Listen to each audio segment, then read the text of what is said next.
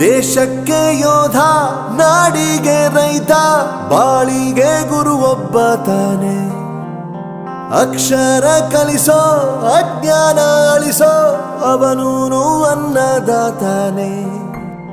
ತಪ್ಪು ಸರಿಯ ತಿದ್ದಿ ತಿಳಿ ಹೇಳಿ ವಿದ್ಯೆಗೆ ಬೆಲೆ ಕೊಡಬೇಕು, ಬೆಲೆ ಕಟ್ಟಬಾರ್ದು. ಪ್ರೈವೇಟೈಸೇಷನ್ ಆಫ್ ಎಜುಕೇಶನ್ ಪ್ರತಿ ಅಕ್ಷರಕ್ಕೂ ಬೆಲೆ ಕಟ್ಟುತ್ತೆ, ಅಕ್ಷರ ಕಲಿತವ್ರಿಗಲ್ಲ. ಸಮಾಜದಲ್ಲಿ ಸರ್ಕಾರಿ ಕೆಲಸ ಬೇಕು, ಸರ್ಕಾರಿ ಶಿಕ್ಷಣ ಬೇಡ ಅನ್ನೋ ಮೈಂಡ್ ಸೆಟ್ ಬದಲಾಗಬೇಕು. ಕ್ಲಾಸ್ ರೂಮ್ನಲ್ಲಿ ಬೆಂಚ್ ಸರಿ ಇಲ್ಲ ಅಂತ ಯಾವ ವಿದ್ಯಾರ್ಥಿನೂ ಫೇಲ್ ಆಗಿಲ್ಲ ಸರ್. ಸಂವಿಧಾನ ರಚಿಸಿದವರು, ಸಿಲೆಬಸ್ ಬರೆದವರು, ವಿಜ್ಞಾನಿಗಳು, ದೊಡ್ಡ ದೊಡ್ಡ ಸಾಹಿತಿಗಳು, ಹೆಮ್ಮೆಯ ಕವಿಗಳು ಎಲ್ಲರೂ ಓದಿದ್ದು ಸರ್ಕಾರಿ ಕಾಲೇಜುಗಳಲ್ಲೇ. ಸರ್ಕಾರಿ ಶಿಕ್ಷಣ ಇಲ್ಲದಿದ್ರೆ ನೀವಲ್ಲಿರ್ತಿರ್ಲಿಲ್ಲ, ನಾನೆಲ್ಲಿರ್ತಿರ್ಲಿಲ್ಲ.